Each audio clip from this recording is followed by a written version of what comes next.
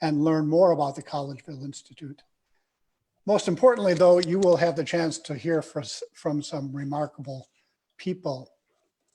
I'm Don Ottenhoff, Director of the Collegeville Institute, and before I introduce today's guest, I'll ask Susan Sink, a staff member at the Collegeville Institute, who's running the tech side of things for us today, to tell us what we need to know about logistics. So, Susan. Hi, everyone, and thanks for coming. There's really just two announcements, housekeeping things. First, we are recording this live on Facebook. So if you lose your connection, you can go to the Collegeville Institute Facebook page and it will be streaming live. It will also be available there as a recording later in the day after it's over. The other thing is we're going to ask you to use the Q&A box to ask any questions that you have. We will have question and answer period at the end of the presentation, and that will be moderated by Don Ottenhoff. I will go through the questions. If you have any just basic housekeeping tech issues, feel free to ask them there and I'll answer you privately. Otherwise, we'll hold on to the questions until the end. And you won't be able to see the questions and answers, only the panelists can see them. Also, I've had a question of, can people see me? And this is a webinar format, so nobody can see you or hear you. And you should have the view of just the presenters. So thank you and enjoy. All right, thanks, Susan. Our guest for today, Heidi Neumark, is an author and speaker, but I think of her primarily as a Lutheran pastor who has served congregations in the South Bronx and presently in Manhattan. Her experiences in congregational and community organizing in the Bronx led to her first book, Breathing Space, A Spiritual Journey in the South Bronx. In her present position, Heidi serves as a congregational pastor and the co-founder and executive director of Trinity Place Shelter for LGBTQIA youth who are homeless. Heidi's journey of uncovering and reflecting upon her midlife discovery of her Jewish roots is chronicled in another book, Hidden Inheritance, Family Secrets, Memory, and Faith. Her most recent book, Sanctuary, Being Christian in the Wake of Trump, includes stories and reflections from her ministry during a tumultuous and threatening time.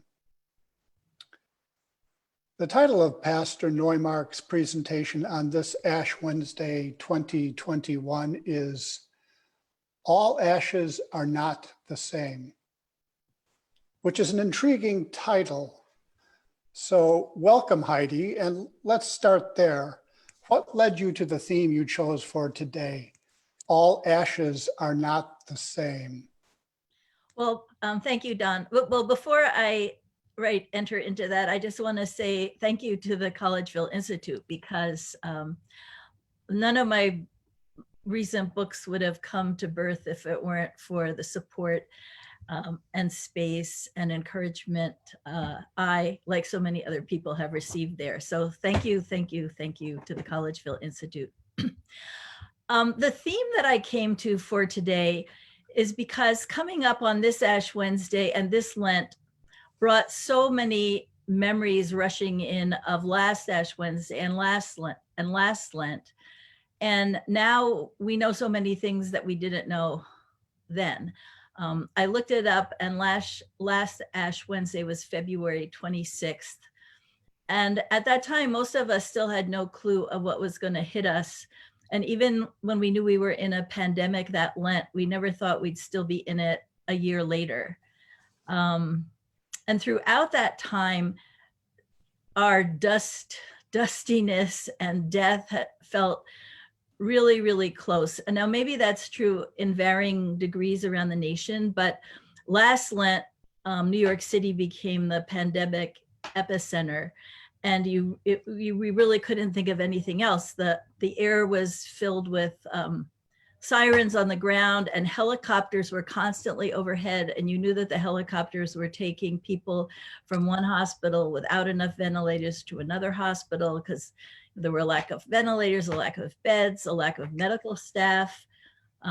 We were really so grateful in New York for nurses that flew in from around the country to help. But, you know, you'd see, we're near some hospitals, refrigerator trucks holding bodies because there weren't enough places to bury people. Death was such a present thing. And so as I was thinking of this Ash Wednesday, I just had so many memories flooding back from last Ash Wednesday. Well, that's a lot of memories for sure. But can you say how the experience of the pandemic then, what you've just described to us, and even up till now, has affected or had an impact on your thinking about Ash Wednesday itself?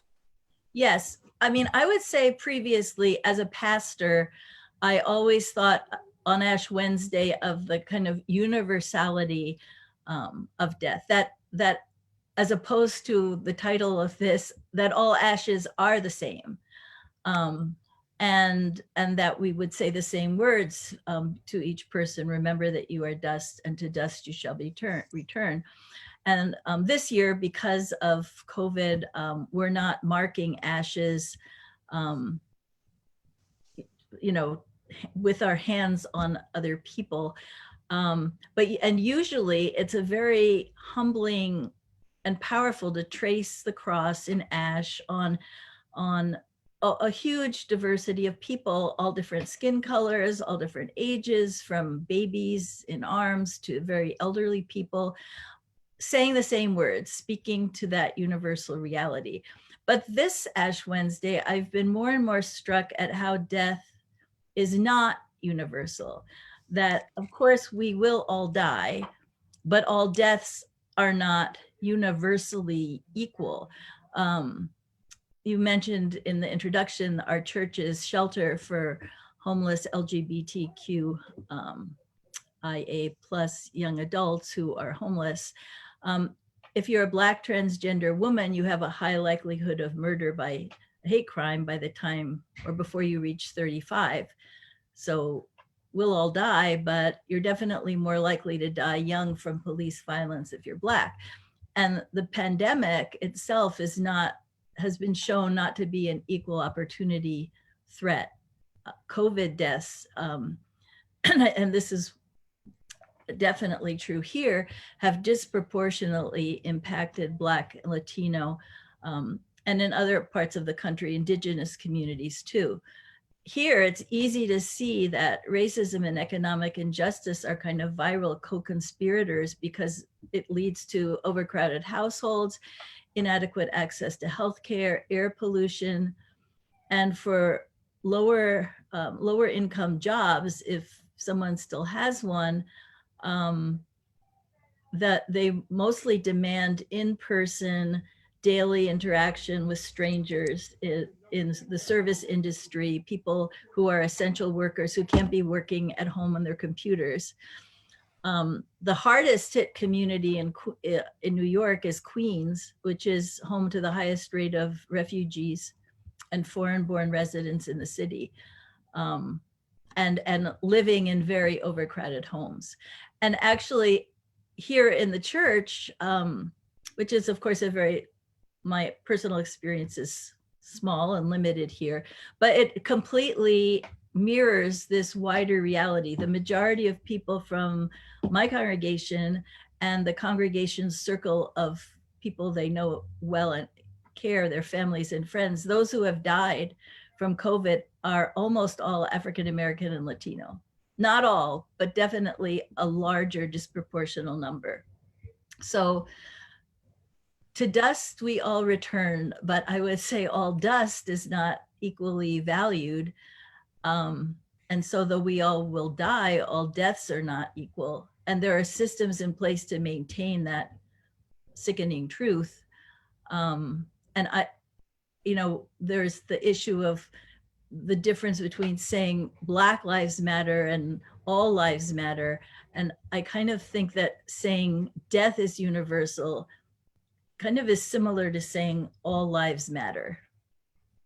It ignores the differences. So are you thinking that you will say something different today other than remember that you are dust for each person? That seems to me that that does remain true. Yes, well, those words will remain the same. Remember that you are dust, and to dust you shall return. Those words remain true, but how I would interpret those words is not the same. One thing it's reminded me of is visiting, actually another pandemic time, visiting a chapel in St. Mary's Cathedral in Lübeck, Germany, which is the church where my father grew up. And there was a confessional chapel there. So people would enter it and meditate on a painting that wound around the four walls of the room. It was painted in 1463 during another pandemic, which was the bubonic plague, which right after it was painted, actually, hundreds of people died right around that church. And of course, we know hundreds of millions of lives were taken by that plague. The painting itself is called The Dance of Death. And it showed a common medieval theme of that time of the universality of death that would come to everyone, independent of class or status. So that's definitely the universal idea. And in the painting, Death, who's like a skeleton, is dancing with people, following a very strict hierarchy, starting out with the Pope and then the Emperor. Someone might put the Emperor before the Pope, but this was a church. The Pope was first, then the Emperor, and then it goes to a cardinal and the king and a bishop and a mayor and a merchant and a knight and a doctor, a farmer, a peasant, a servant, and finally, infant in her cradle. A little infant girl is kind of at the bottom. And Death is the great equalizer, dancing everybody around the frieze into the grave. Well, the cathedral was bombed and burned in World War II, and the painting was destroyed. And a new artwork was created for the reconstructed cathedral. It was in stained glass, and it was put in 1956. And in the new one, Death goes through the same social ranks, but when he reaches the baby, he's forced to his knees. He covers his face with his hands because the baby in the crib is Jesus now. And we know this because there's a helpful little sign over the head. And this baby is swaddled in bands of cloth, but like for a burial. And he appears to be rising from his crib, like from a tomb, and raising his hands in blessing. And Jesus in the stained glass has taken the place of the most vulnerable person in the original artwork, the baby girl. Well, that strikes me as theologically very interesting. So you're saying that the location of Jesus in this picture, stained glass window, right? Introduces the idea that deaths are not all the same. Is that accurate? So yes and no. One would like to think yes, because when I look at it, I see Jesus is taking the place of the most vulnerable, this infant girl. But I say no because the original has, for its day, a kind of sly social commentary along with a theological point, because the emperor and the peasant, they're in line for the same dance partner.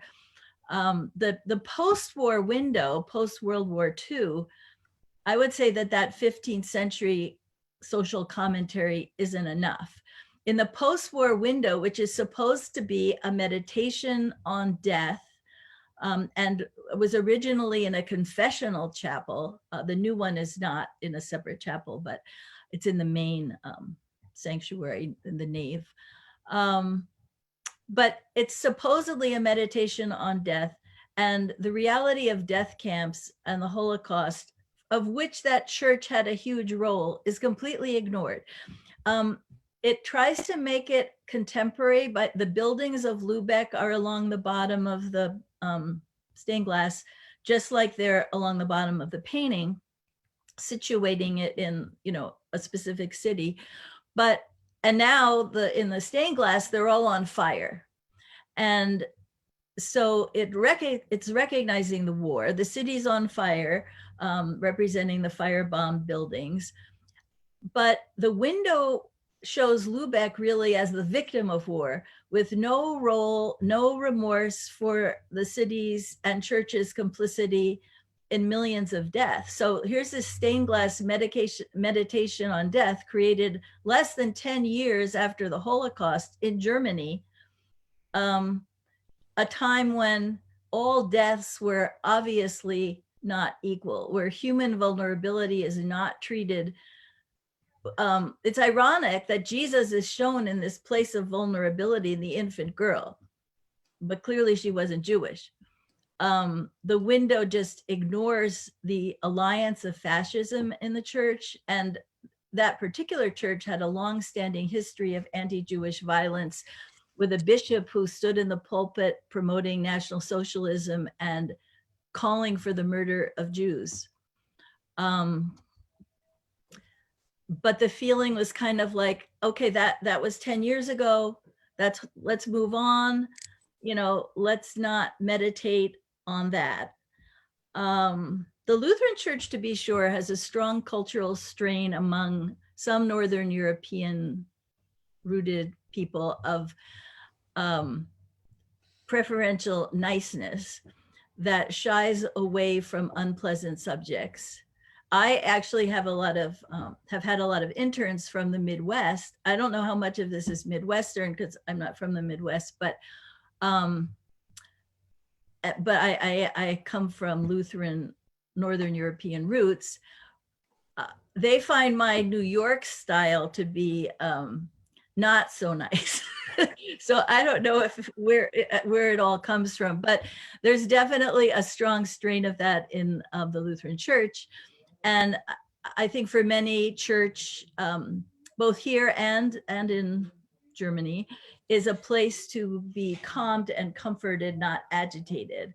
But I mean, the church has been a cradle of violence, and I'm particularly impacted by that. And on Ash Wednesday, knowing that my grandparents were in that church and were taken to death camps, where my grandfather was cremated in a death camp oven. So that, I think of that also. I don't know, this year I'm thinking of it more oddly because of COVID.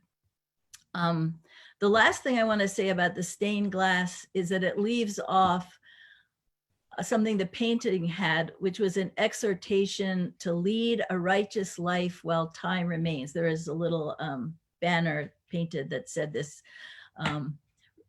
And so it's like, you are dust, to dust you shall return. Make the most of the time you have. Be righteous, be good, reflect on how you're living your life. As the contemporary poet Mary Oliver puts it, what is your plan to do with your one wild and precious life? And I actually this year have mixed feelings about that. Well, at minimum, it seems to me, I would say, on the basis of what you've said, that church in Lubeck did not take Ash Wednesday seriously in the way that kind of is portrayed in this painting. But it is the case. I mean, it seems to me that Ash Wednesday, or Lent as a whole, is a time for deeper reflection on our lives and on what matters. That's the case, isn't it? Yes, but I've come to think about that a little differently this year too. That it's morally good, that the exhortation to make the most of the time we have to live a good life while time remains, it makes sense. And I think that, and I'm one person, and I know many people who in this time where death has felt so close, people have re-examined their priorities. But I also think that in this time when death feels so close, it can be a kind of extra harsh burden. It can be almost a privileged question for those who are using every bit of energy just literally to survive. And even for those who would normally be considered privileged, who are privileged, have had their lives turned upside down. And I mean, people who are trying to work at home with young children, and some of whom reach the breaking point where they just cannot do both. People who are living alone, which is kind of the opposite. And also I would say, you know, in New York, people are in crowd where even middle-class families, not the poor immigrants in some areas of Queens and also in this area here, but people are living in tiny apartments. You know, we don't have like houses here in Manhattan, and crowded together, it's extremely stressful. And then people who are living alone can become very depressed. Even a friend of mine who is a former intern, actually, who's a wonderful young pastor, she would consider herself somewhat of privilege. She went on vacation recently for a week, and she said that she felt so guilty for watching Netflix and not reading an important book. And it kind of reminded me, my home pastor's father was also a pastor, and he had a saying, which I found very distressing, that the devil doesn't take a vacation, so neither can we. So terrible. So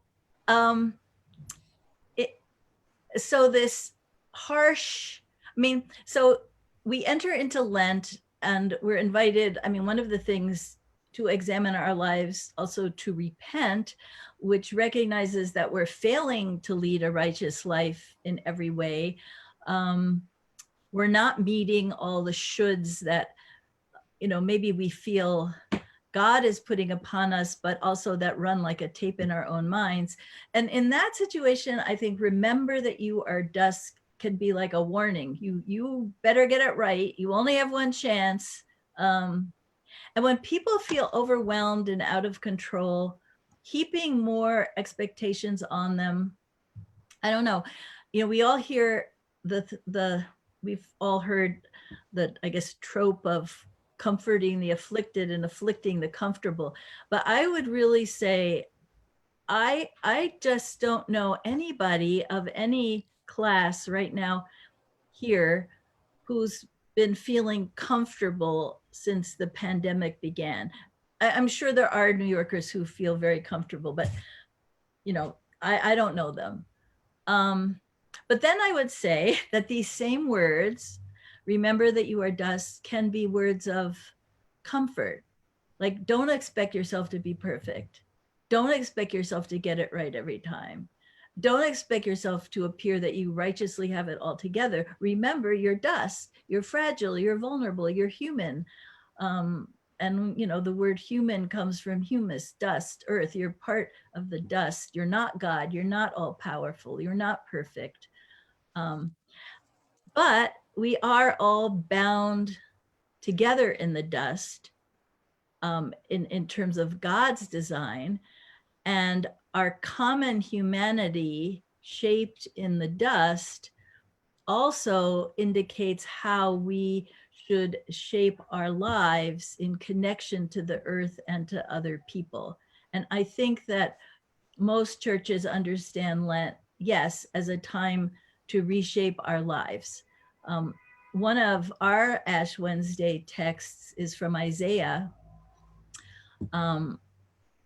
And it speaks of, because of our shared kinship, how we should act. You know, is not this a fast I choose, to loose the bonds of injustice, to let the oppressed go free, to share our bread with the hungry, and not to hide ourselves from our own kin. Isaiah speaks to that kinship that we come together from the humus, and that does impact our calling of how we lead our lives. Yeah, when I was listening to kind of the first part of your answer to that question, it was like I had the feeling that Ash Wednesday 2021 is asking people to go a mile too far or 2 miles too far. It's just to ask too much of people to do that kind of reflection and so forth in this time. But then you kind of switched and said, no, but there is a word for us here in Ash Wednesday. Again, am I hearing you correctly about that?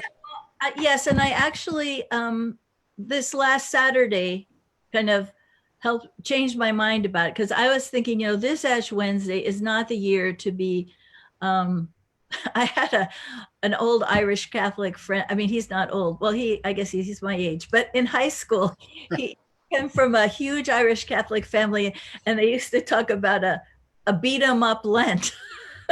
And I don't think this year we need a, beat 'em up Lent. And so then, it's the sense of just go easy, be gentle, not putting out all this stuff we should do. But so on Saturday, well, right before Saturday, I guess probably it was on Thursday, I got an email about Farms to Families, which is a program of food, I think through the government, of farm food that's coming from farms and coming into the city. And an organization had 20,000 boxes of food. And they were looking for organizations to help distribute it. And it was the last minute. It was on Thursday and it needed to be distributed on Saturday morning. And I sent out an email asking for volunteers, and immediately got so many people wanting to volunteer, many more people than we could use. And it just struck me that people want to make a difference, want to do something, want to feel that, and it wasn't like a burden, it was a joy. People wanted, in the midst of death, people wanted to be part of bringing life. People, when so much feels uncertain and overwhelming, it was like a concrete thing. Well, there's so much I can't do, but I can do this. And it just reminded me that that's a very deep part of our humanity, and that it wasn't felt like an imposition. Oh, here I have to go do one more thing. It really, people received it as a gift. And I also on Saturday, this was also on Saturday. Saturday was a Transfiguring Day. And Lutherans celebrate the Transfiguration not in August, which Roman Catholics do, but on the Sunday before Lent. It's like Jesus goes up with the disciples on the mountaintop on the Sunday before Lent, and then we go down into the valley. Anyway, I heard this news story that there was this big dust storm in Las Vegas. And according to reports, the dust storm wreaked havoc. There was wild winds bearing all these particles of dust that caused major power outages, which I certainly don't wish that on anybody. Well, in that sense. But what it struck me is there are power outages. I'd like to see major power outages of a systemically abusive power, and dust did it, so we may be dust, but maybe with the winds of the Spirit can lift us and swirl our dust into a holy storm. And so even though we can feel fragile and vulnerable, that is also that is a gift, the gift of the Spirit. So that kind of changed how I was thinking about Lent on Saturday. I want to move a little bit even broader, if you don't mind, beyond Ash Wednesday. I mean, in some ways, we've been in a long Lent, or a long period. It's been a year, almost a year since the shutdown. Yeah. And I want to get your sense. A lot has happened in the church. A lot has happened to the church. But I want to, before I ask that question, I want to ask a more personal question. Do you know what sermon you will preach when your church is able to gather together normally? Honestly, I don't, because I think like many people, when it first started, it was like, wow, we are going to have the best Easter. We are good. And then I ended up preaching about the essential workers of Easter. And, you know, it was, we usually ring bells with Alleluias. The children ring bells every time they hear the word Alleluia. And, you know, instead we're hearing the sirens and the helicopters. Then it was like, it's going to be Pentecost.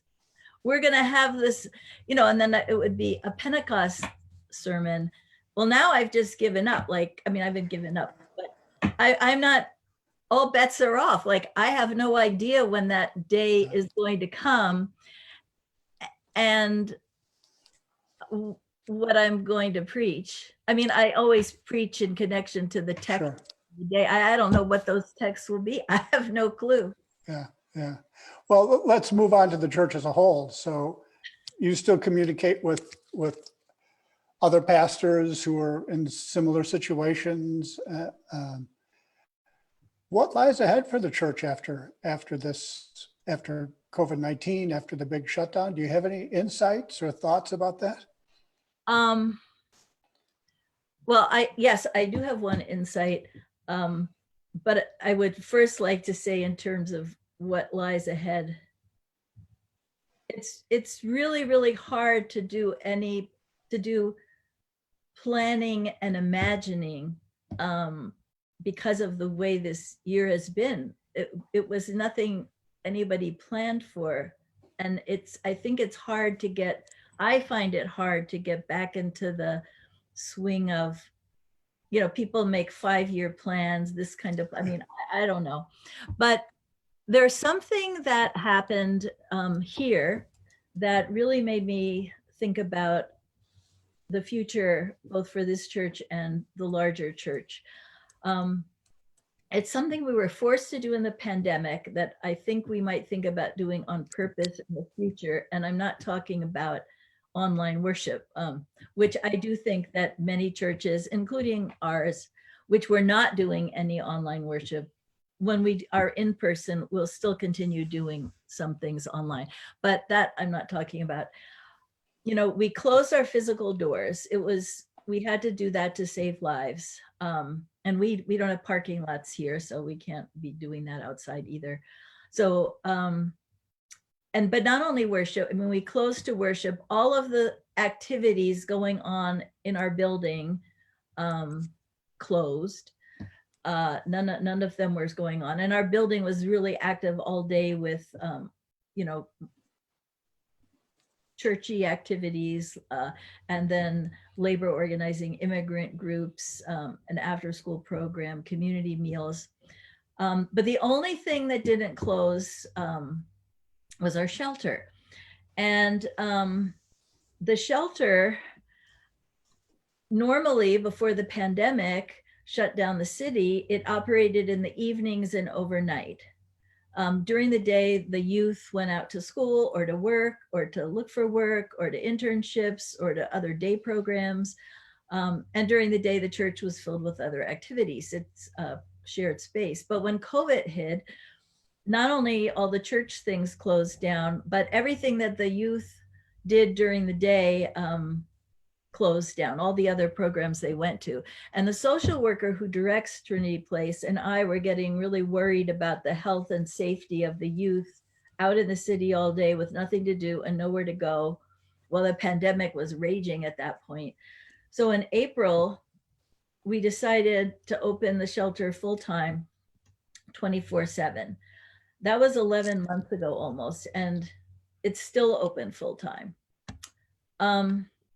And while looking forward to getting the pandemic under control, this has taught me something. Because in this situation, a virus forced us to let go of many things, which in turn allowed space to open up for a particularly vulnerable population. the absence of some things made room for a presence of others.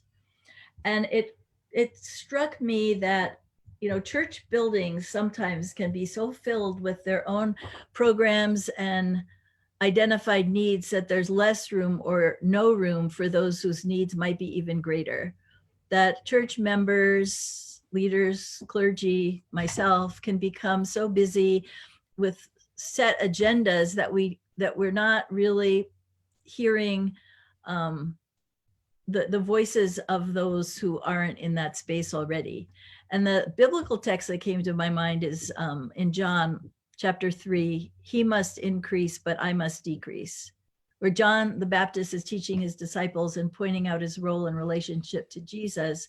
But I would say, in light of this pandemic experience, I think it's a kind of challenge for churches that maybe we will need to do less of some things in order to do more of others, to decrease some things because he, Jesus, must increase. And what that might mean for us. What is busy work and what is gospel work? What will it mean for some to see their privileges decrease? Can people actually choose to have their privileges decrease in order to increase space for the voice and leadership of others? So I've seen in that way how the pandemic can help shift our priorities, did force our priorities shift, but may continue. That experience could help us shift our priorities in life-giving ways and actually align us closer to our calling as the body of Christ. Do you find that conversation going on among your church or other pastors? Are they having this? You're really talking about reordering priorities. No, I haven't had that conversation. I've only had that conversation in my mind and now sharing it here. I think it's a little, in my congregation, I almost feel like it's a little bit too early. I think people are just getting out of, or still a little bit in a survival mode. So, but I hope that we will have that. I feel like we have to have that conversation. We can't just go back to quote unquote normal. We've had all this time out of normal now to see, okay, normal might be appealing, but there are a lot of problems with normal. How can we make a new normal that's better? We haven't had a conversation though. Yeah. You kind of had that conversation, not with relationship to COVID specifically, but on a political level in your last book. It seems to me that many of the things you're talking about now would follow from that book. That is, we've had a time in which things were not politically normal. Yes. In any stretch of the imagination. And it seems to me you might be saying the same thing. We can't expect to go back to politically normal now. Again, is that an accurate reading of your book? That's an accurate reading of my book, and that would be an accurate reading of my congregation, where people feel more, I would say, more motivated and impassioned than ever to work for change. Yeah, interesting. So we have a few minutes left for questions. I'd like to open it up for questions. Here's one question.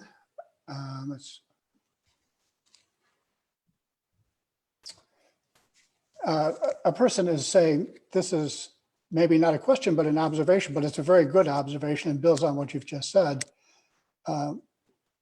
I'm struck by how in this time in which many of us are turned into focusing on ourselves, that's the tendency, you, Heidi, are finding ways of paths towards solidarity with others. Or is that what you always do? I think that's what the church does. um,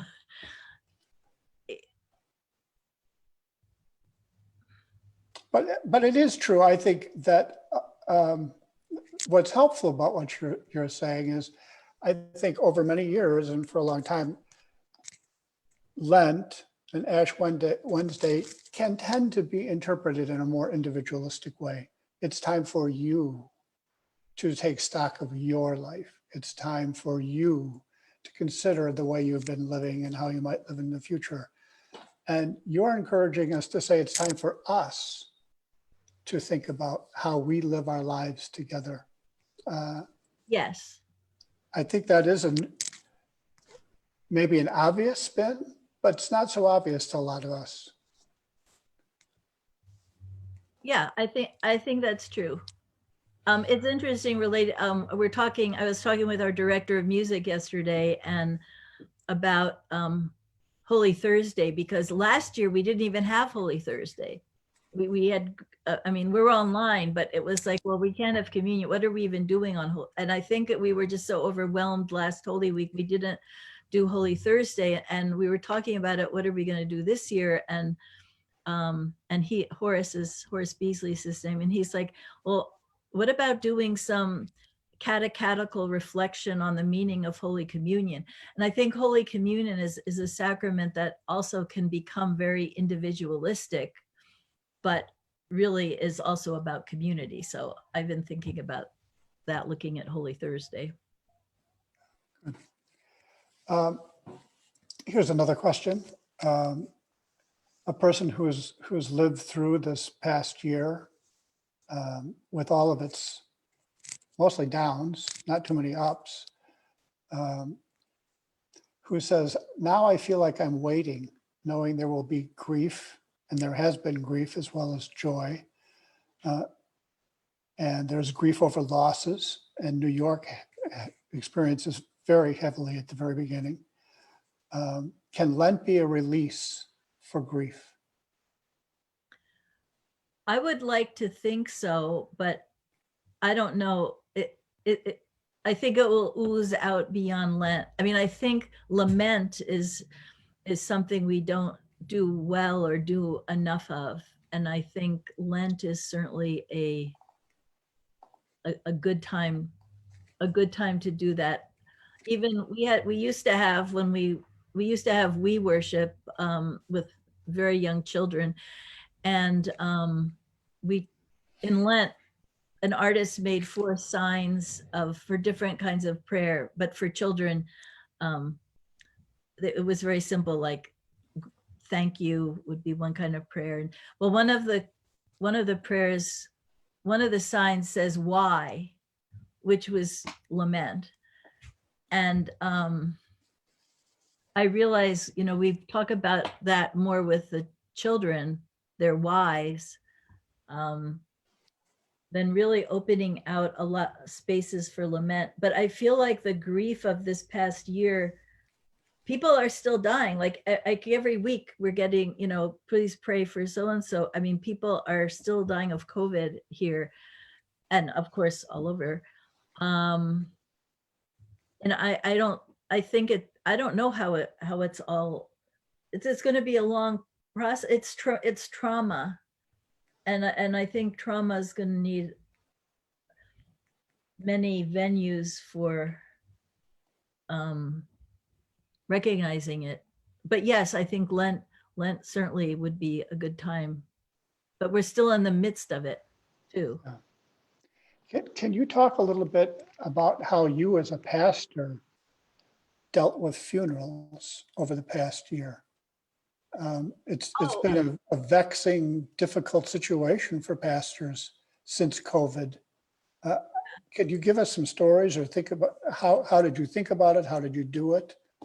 Well, first with people who are dying, of course, there is some hospitals have allowed not an end of life visit, but you might as well not be there almost. You're in so many layers of plastic and separating from a person.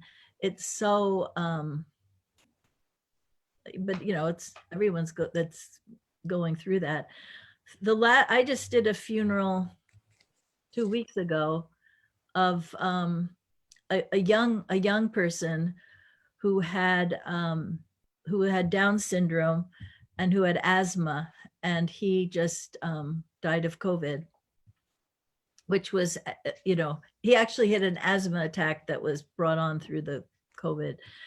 And, the funeral was on Zoom, and they had a view, it was in a funeral home, and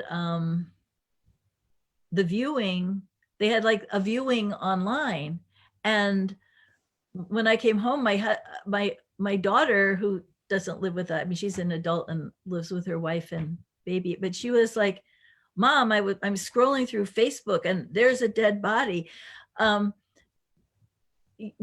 which of course is kind of, some people would not like that, but this family, they're from Honduras. I mean, it was like, they have to have a viewing, and so it couldn't be the normal way. The funeral, it's not very satisfying in terms of grief and trauma, and not to be able to hug people that are going through the worst moment of their lives. And in fact, this family, they asked me, they were physically present at the funeral home, and they asked me to come do the funeral, and I in person, and I knew that this was a tragedy, and it was going to be like packed with people going in and out all day. And there was no way I could go there and not hug this family. And I just said, I can't do it. I can only do it online. And I felt horrible. In the end, it turned out it was the right decision. It turned out that then other family members had COVID. I mean, but it's so cruel in those moments not to be able to embrace another human. And there's nothing unique about this. This happened, but it's a trauma that's happening all over the country. And I think, I don't know how it's going to play it, evolve. Yeah. But for a whole year, we've had no regular funerals, none. And some people want to wait and have a memorial that's in person, but it's so far after the person's death, which is also, an uneasy kind of feeling. Yeah, I know a number of people who are in exactly that position.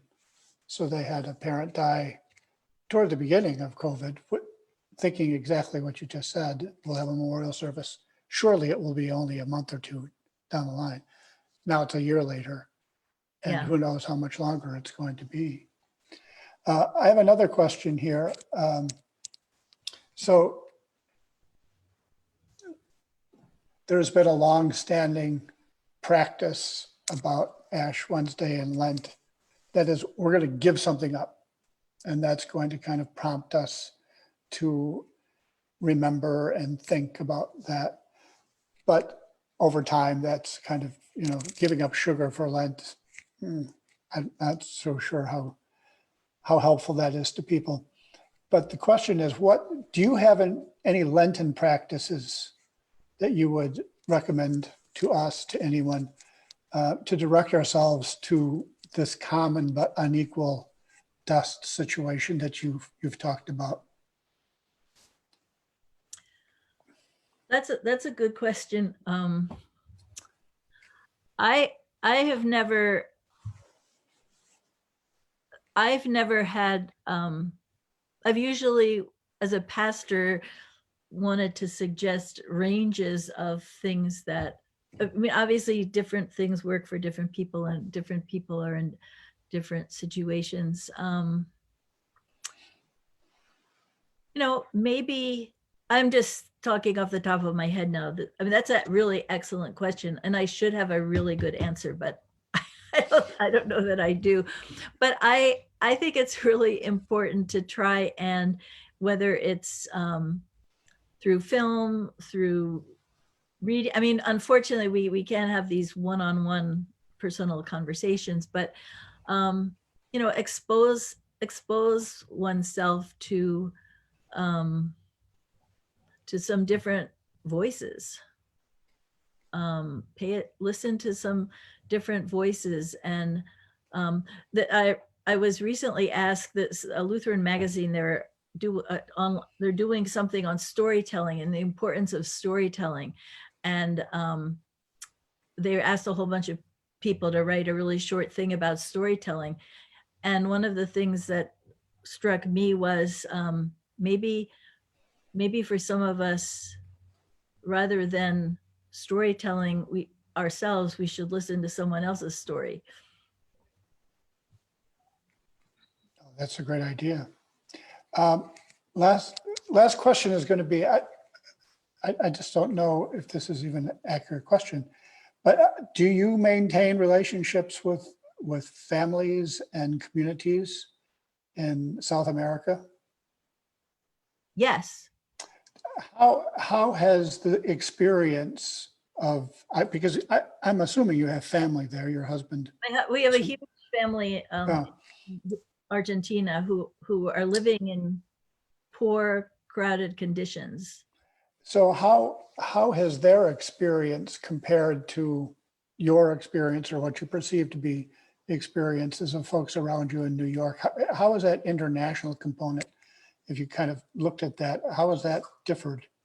Well, you know, my international component experience is limited, obviously. So for one thing, in the congregation, we have numbers of families from Mexico, and I'm always checking in, and they're checking in. And I mean, I've been like amazed. You know, none of their family, no one in Mexico of these families have had someone die, although many have died here. But I don't know if that's says anything about the global reality. In Argentina, some of our family members have gotten sick. None of them have died. And I'm like shocked, honestly, that more of them aren't sick. And now a lot of them, because they'll, you know, send pictures and stuff, and they're having parties, and now they're sick of it.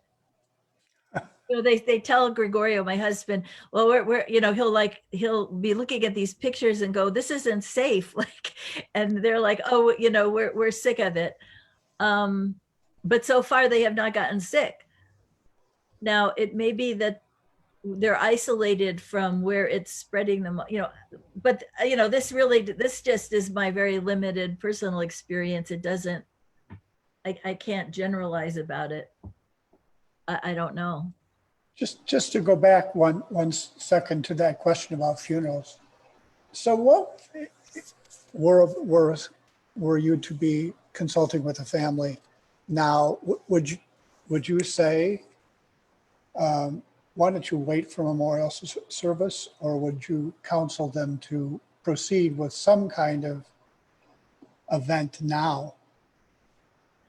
Yes, I would counsel them to consider proceeding with some kind of event now, because I know that the online funeral that I just did 2 weeks ago, which was so lacking in so many ways, was nevertheless meaningful and important then, in the midst of having just lost this person. I think then they may have a memorial service in the future when people can gather in person. But I would not, given the uncertainty of how long this can go on, I would not counsel people to just put the whole thing off. Right. Well, we're right up against the time that we had set aside for the hour. So thank you very much, Heidi, for sharing with us today. Thank you. And thanks to all of you online for joining us today. And we invite you to join us for future events. Please watch for event information and registration details for upcoming Collegeville Connection events. Our next one will be on Wednesday, March 3, so a little bit off. Same time, noon to 1 o'clock Central Time. You'll have the opportunity to hear from two very interesting guests, Jessica Goudot and Kao Kalia Yang, two authors whose recent books center on refugee stories. Among other things, Jessica, author of After the Last Border, and Kalia, author of Somewhere in the Unknown World, will discuss what effect choice and chance play when entire groups of people are displaced by socio-historical moments that are entirely beyond their control. So again, thank you very much, Heidi. Thanks everyone for joining us, and please join us again. See you next time.